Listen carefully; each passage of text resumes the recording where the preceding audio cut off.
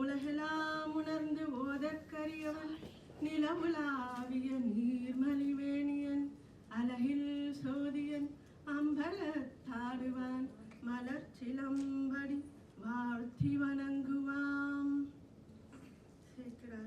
நீர் வைத்து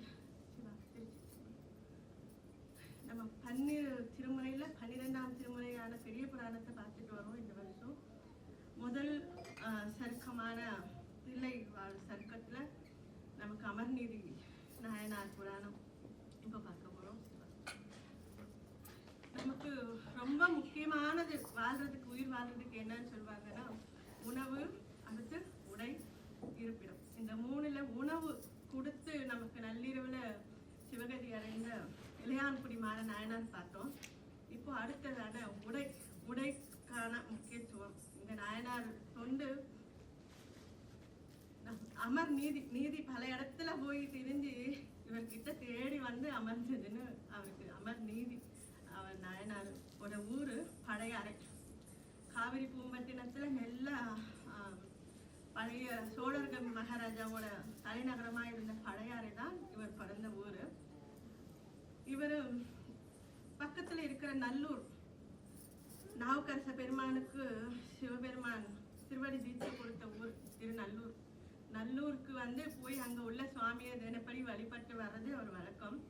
இவர் தொழில் என்னன்னா வணிகர் குலம். இவர் பழையாறையில வணிகர் குலம். என்னெல்லாம் விற்பாங்க, அவர் கடைக்கு போனா என்ன கிடைக்கும்னா பொண்ணு, பொருள், ஆபரணம் எல்லாம் விதவிதமான நகைகள் இருக்கும். அப்புறம் பூந்துகில், விதவிதமான ஆடைகள். பல இடத்துல இருந்து அந்த கப்பல்ல வந்து இறங்கின, பல நாட்டுல இருந்து இறங்கி விற்பனைக்கு வந்த பல வகையான துணிகள், பட்டு துணிகள்ல விதவிதமான துணிகள் எல்லாம் மொத்தமா ஒரு ஹோல்சேல் ஷாப். அவங்க கடைக்கு போனா எல்லாம் கிடைக்கும். அவ்வளோ பெரிய அமர்நீதியாரோட வணிகம் வந்து ரொம்ப பெருசு. அவருக்கு துலாக்கோல் வச்சு எடை போடுறதுன்னா அப்படியே என்ன சொல்றது, சின்ன ரீட்டைல் ஷாப் இல்லை, ஹோல்சேல் ஷாப். எல்லாம் இங்கேருந்து தான் எல்லா ஊருக்கும் எடுத்துட்டு போவாங்க. அவ்வளோ பெரிய துலாக்கோல் இருக்கும் அவங்களோட கடையில. அவரு அமர்நீதியார் இப்படி வணிகம் வந்து கொடுக்கும்போது வந்து குறைவில் கொடுக்காம, நம்ம வாங்கும்போது அதிகமா வாங்கக்கூடாது, கொடுக்கும்போது குறைவா கொடுக்கக்கூடாது. அந்த வணிகத்துல இது வந்து பட்டினப்பாலையிலேயே வந்து ஒரு இந்த பாடல் இருக்கும். வாணிபத்துக்கான உதாரணம்னா, நம்ம அந்த பொருள் விலையை விட கூட விலை வாங்கக்கூடாது.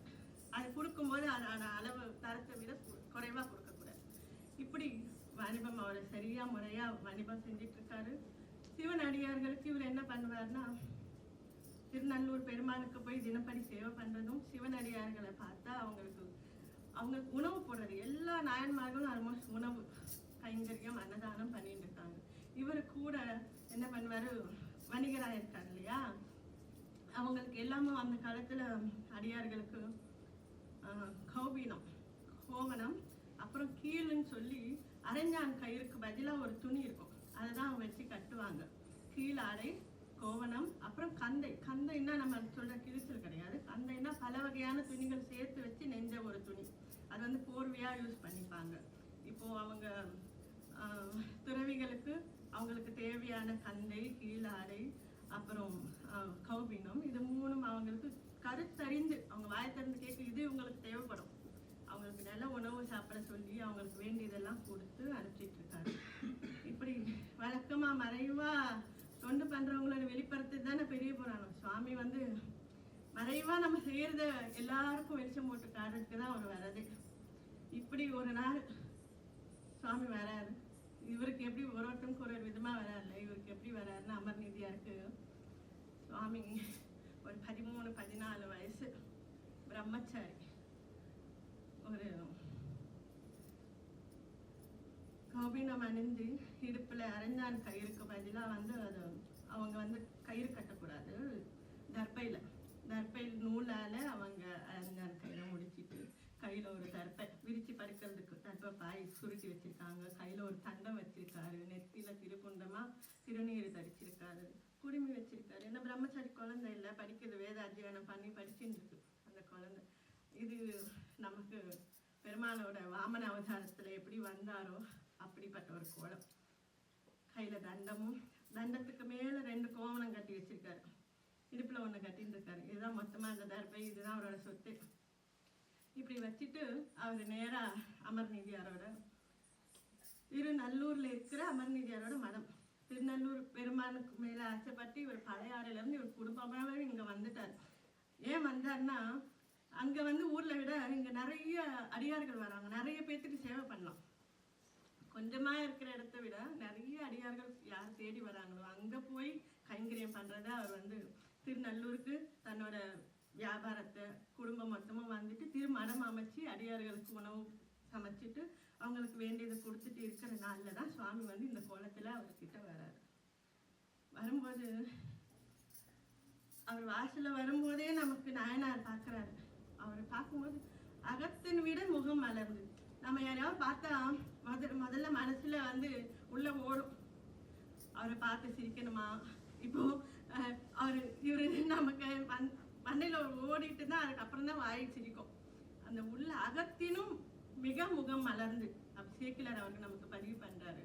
அவர் அவ்வளோ அழகா இருக்காரு. தேஜஸா அந்த குழந்தை பார்க்க அப்படி இருக்கு. அவருக்கு அந்த ஆசையில வாசல்ல ஓடி வந்துட்டு, சுவாமி உங்களை பார்க்கறது பெரும் பாக்கியம், ரொம்ப இவங்களுக்கு என்ன வேணும் சொல்லுங்க, என்ன வேணும், சாப்பாடு. நான் இங்க வந்து வஸ்திரம் கௌபீனம் எல்லாம் கொடுக்கறதா கேள்விப்பட்டேன். நான் இங்க இழப்பாடுறதுக்காக வந்தேன்.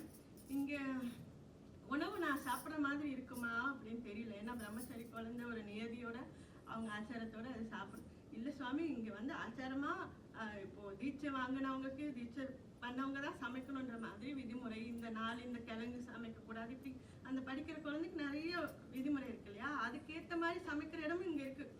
எல்லாம் கடனுக்கேன்னு சாப்பாடு போடுறேன்னு சொல்லி என்ன போடுறோமோ அதான் வந்து சாப்பிடணும்னு இல்லை. யாருக்கு எப்படி வேணுமோ அவங்களுக்கு ஏற்ற மாதிரியான உணவும் இங்கே சமைக்கணும். இங்கே வந்து தாராளமாக இங்கே சாப்பிடலாம். அப்படியா, சரி. அப்போ நான் வந்து பொன்னியில் காவிரிக்கு தாய்க்கு பொன்னியில் போய் நீராடிட்டு வந்து சாப்பிட்றேன் அப்படின்னு சொல்லிட்டு, ஒருவேளை மழை இருக்கிற மாதிரி இருக்கு, மழை வர மாதிரி இருக்கு. நான் வந்து ஒரு தண்டத்தில் 2 கோணம் கட்டியிருக்கேன் இல்லையா. இது வந்து ஒன்று கலட்டி இது பத்திரமா வச்சுக்கோ, இது நனைஞ்சிருச்சுன்னா இது நான் குளிச்சு மாற்றிப்பேன், இன்னொன்று வந்து மழையில் நனைஞ்சிடும், அதனால் ஒன்று பத்திரமா வச்சுக்கோ, நான் போய் குளிச்சுட்டு வந்ததுக்கப்புறம் உணர்த்தினதை நான் வாங்கிக்கிறேன் அப்படின்னு சொல்லிட்டு, கோணம் தானே என்கிட்ட நிறைய இருக்குதோ, எல்லாருக்கும் நம்ம கொடுத்துட்ருக்கோம், நம்மகிட்ட இல்லாத கண்டிப்பாக இல்லை இல்லை சாதாரணமாக நினச்சிடாத, இது பிரம்மச்சரி கோணம், அதோட மதிப்பு உனக்கு தெரியாது, இது பத்திரமா வச்சுக்கோ. அவர் பத்திரமா இருக்குன்னு சொன்னாலே ஏதாவது வாம்பு. கரெக்டாக சொல்லி கொடுத்துட்டு போறாரு. இவரும் எல்லா ட்ரெஸ்ஸும் வச்சுக்கிற இடத்துல வைக்காம ஒரு பேழை இருப்ப பெட்டி திறந்து நல்லா அதுக்குள்ள வச்சுட்டு மூடி வச்சுட்டு அந்த இடம் அழகா அந்த திருவிருதையே நினைச்சிட்டு நாயனார் அவர் வேலையை பார்க்க போயிட்டார். இவரு பொன்னி ஆடன்னு சொல்லி போயிருக்காரு. யாராவது சொல்லிட்டு வெளில போறாங்கன்னா படிக்கிறேன்னு சொல்லிட்டு போனான், படிக்கிறானா இல்லையா நமக்கு தெரியாது, என்ன அப்படின்னு சொல்லுவானு. அங்க வெளியில கோயிலுக்கு போறேன்னு சொல்லிட்டு போனான். அவர் நிஜமா போனாரோ இல்லையோ, கங்கையில் ஆடினாரோ இல்லையோ, சேக்கிலார் நமக்கு இதுக்கு முன்னாடி இயற்பகையா இருக்கிறதுக்காக நம்ம அவர் வந்து தூர்த்த வேடத்துல வரும்போது உமையம்மைகிட்ட சொல்லிட்டு வந்தாரோ தெரியாம தான் வந்தாரோன்னு சொல்லி சேக்கிலார் பதிவு பண்ண மாதிரி இங்க அவர் ஆடுறேன்னு சொல்லிட்டு போனார், நீர் ஆடுறேன்னு. அங்கதான் கங்கையை தலையில வச்சிருக்கிற சுவாமி பொன்னில காவிரியில வந்து ஆடணும்னா அந்த காவிரி தாய் ரொம்ப சந்தோஷப்பட்டாரு. நம்ம பெருமை சுவாமி சொல்லிட்டாரு, அவர் வாயில நம்மள வந்து ஒரு சர்டிஃபிகேட் கொடுத்துட்டாரு அப்படின்னு சொல்லிட்டு பொன்னி தாய்க்கு அவ்வளோ சந்தோஷமா வாரியார் சுவாமி சொல்லும் போது சொல்றாரு, காவிரி மகிழ்ந்திருக்கும் அன்னைக்கு அப்படின்னு. அவர் போய் போனவர் கங்கையில தோந்துதான் வந்தாரோ, பொன்னியில மூழ்கிதான் வந்தாரோ, எப்படி வந்தாரோ மழையில நனைஞ்சு தொப்பையா வந்தார். அவர் மழை வரும்னு சொல்லிட்டு போனாரு, அப்போ வந்துதான் ஆகணும். மழை வந்துட்டு நனைஞ்சிருச்சு, ஃபுல்லா கட்டிட்டு இடுப்புல கட்டினதும் நனைஞ்சு அதுவும் நனைஞ்சிட்டு வந்துட்டு உடனே நான் சொன்னேன்ல மழையில நனைஞ்சிட்டேன், எனக்கு இன்னொரு கோவம் என்னோடது எடுத்துட்டு வந்து கூட நான் போய் கட்டி இதோ சாமியை போய் கொண்டுட்டு வரேன். போய் அவரை வச்சு பத்திரமா வச்ச இடத்துல போய் திறந்தா இங்க அவரை சொல்லுது, திருவோட்டை மறைச்ச வரைக்கும் இது ஏமாத்திரம் மறைச்சிட்டாரு. கோவண கல்வன் சொல்லி சுவாமி வந்து சேக்கிலார் நமக்கு பதிவு பண்றாரு. யாராவது வேற மரத்துல இப்படி சுவாமிய கல்வன் சொல்லிட்டு இருப்பாங்கன்னு தெரியாது நமக்கு. இங்க ஆழ்வாரும் பெருமாள் அப்படிதான் கல்வன் சொல்லி பாடுவாரு. இங்க சேக்கிலாரும் எங்களோட சம்பந்த சுவாமியும் எடுத்த முதல் தேவாரமே தோடுடைய செவியன் கல்வன், என் உள்ளம் கவர் கல்வன். இவர் இப்ப வந்து கோவண கல்வன்ட்டு பேர் வச்சுட்டாரு சேக்கிலார் நமக்கு. அவரு கோவணத்தை மறைச்சிட்டாரா. இப்போ போய் தேடியாச்சு. குடும்பத்தை எல்லாரும் கூப்பிட்டு என்கொயரி பண்றாங்க. யாரும் வந்து பார்க்கல, எடுக்கல. இல்லை சாமி நான் பார்க்கவே இல்லை, எடுக்கல. ஐயோ சரி, நீங்க நனைஞ்சு வேற இருக்கீங்க, அந்த குழந்தைய பார்த்தா நனைஞ்சு வேற இருக்கு, வேற ஏதோ நீங்க நிறைய இருக்குதோ, பட்டு கோவணம் இருக்கு, இதை எடுத்துட்டு வந்து கொடுத்துட்டு கட்டு. ஐயோ எனக்கு என்னோட தான் வேணும், நான் எவ்வளவு முக்கியமான இதுதான் நீ பண்ற வியாபாரமா திட்ட ஆரம்பிச்சுட்டாரு. நீ இப்படிதான் எல்லாரையுமே தரேன்னு சொல்லிட்டு அவங்களோட வாங்கி வச்சுக்கிட்டு இந்த வியாபாரம் தான் நீ பண்றியா அப்படின்னு கேட்டாரா. ஐயோ இல்ல சாமி, அது நீங்க போட்டிருக்கிறதுனால கிழிஞ்ச ஒரு துணியை கிழிஞ்ச கோவணம், இது வந்து கோவணமாவே நெஞ்சது, நானே தைச்சது, இது கோவணமா இங்க தைச்சிட்டு நாங்க தயார் பண்ணி கொடுக்கறது, அதனால இது நல்ல கோவணம். ஓஹோ, உனக்கு இங்க என்னன்னா பெருமான் அவரை அன்பு உள்ளத்தை பார்க்கறதுக்கு தான் அன்பே நிறைஞ்ச சுவாமி வராரு. அங்க கொஞ்சோண்டு நம்ம காணாம ஒட்டிட்டு இது நான் பண்றேன், இது நான் கொடுக்குறேன், நீ வந்தா அதை அழிக்கிறதா முதல்ல வேலை. ஓ அப்படி அந்த இது வந்த உடனே சுவாமி சொல்றாரு, ஓ உனக்கு என்னோட கோணம் உனக்கு அவ்வளோ இதாக கோபம் போயிடுத்தா. மாணிக்க வாசகரும் நமக்கு திருச்சாடல்ல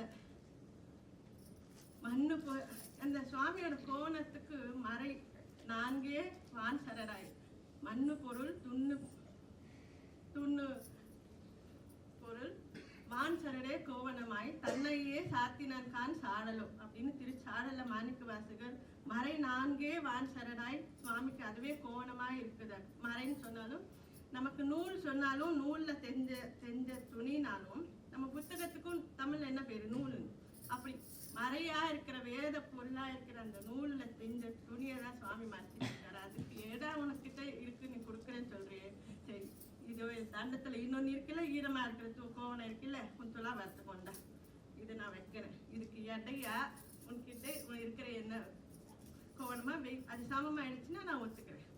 சரி பெரிய துலாபாரத்தை கொண்டு வந்தாச்சு.